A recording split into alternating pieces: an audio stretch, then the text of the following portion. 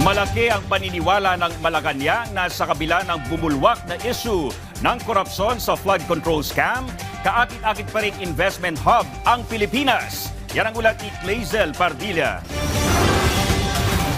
Kumpiyansa ang administrasyon ni Pangulong Ferdinand R. Marcos Jr. na darami pa ang mga negosyanteng nais mamuhunan sa bansa. Sa harap ito ng mga ginagawang hakbang laban sa katiwalian sa mga proyekto kontra baha. Investors want to invest in countries whose leaders fight corruption, whose leaders are willing to put in jail people who are corrupt.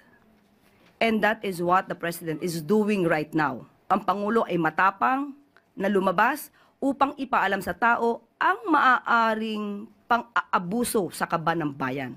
We believe na lahat ng investors masahangaan ng Pangulo dahil lumalaban sa korupsyon. Kamakailan lamang, nakalis na ang Pilipinas sa Financial Action Task Force Gray List. Listahan ito ng mga bansa na may mataas na panganib sa iligal na paggamit ng salapi. Tinanggal na rin ng European Commission ang Pilipinas sa high-risk list dahil sa mga hakbang para sugpuin ang money laundering at pagpondo sa terorismo.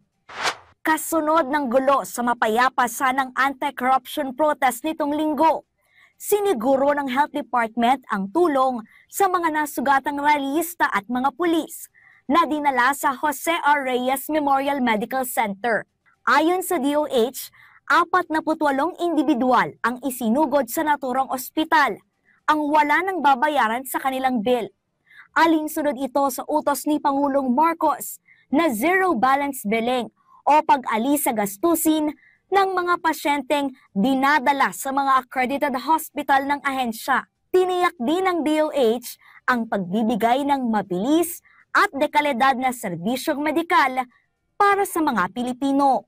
Clazel Pardilla para sa Pambansang TV sa Bagong Pilipinas.